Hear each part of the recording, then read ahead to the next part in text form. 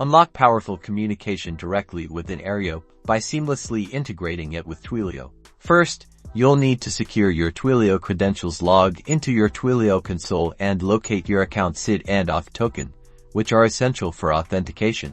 Next, navigate to your Aereo platform and identify the specific automation or workflow where you want to add Twilio's communication capabilities. Within Aereo's Workflow Builder, add an action designed to initiate external communications. This action will serve as the bridge to send data to Twilio.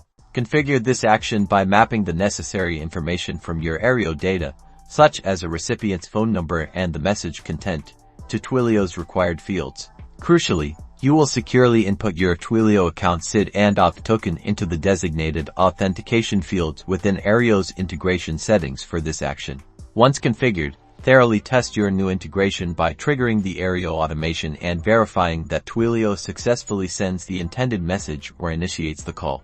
This powerful synergy transforms Aereo into a dynamic communication hub, enabling instant SMS notifications, personalized voice interactions, and automated customer outreach directly from your workflows.